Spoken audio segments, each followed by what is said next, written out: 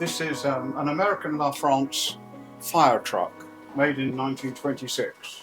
Straight 6-cylinder, dual ignition, 15 litres of engine. It was originally designed, and still is to a degree, what the Americans call a pumper. From Pittsburgh, it would go to a fire and they would connect up a hose from a fire hydrant to a heavy-duty pump which was under the floor. I saw one rather like this at a car show about 10 years ago and was fascinated by it. I thought, I've got to have one.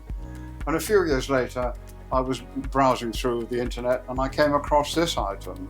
And it was in Tennessee, in America, of course, in Tennessee.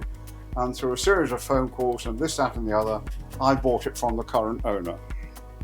And he put it on a boat and I collected it at the docks locally. I didn't attempt to drive it. It was on a very heavy-duty low loader. Several local haulage people, yeah, we can do that. But of course they saw it and it possibly weighs 3 tons or even 4. And it wouldn't go on a conventional, modern, transit-based low loader. So it came here on a very heavy low loader, very heavy truck.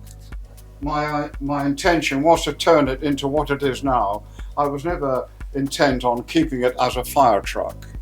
So I stripped everything off, put a new wooden deck on the chassis and took off the wings and the running board. So somebody today can run it as open-wheeled like this, or they might have some sort of lightweight wheel arches made up. My main pleasure has been from owning it. I'm not a great one for tearing around the neighbourhood with it. I used to be a long time ago in other vehicles, but I just get pleasure from owning it and working on it. The engine is very big. It's an enormous straight 6-cylinder engine, 15 litres. The block is in fact 3 identical blocks in a row, each containing 2 pistons. The valve gear is exposed, both sides, on the exhaust and on the inlet side.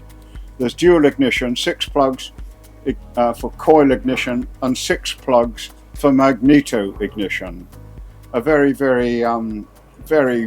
heavy duty piece of kit.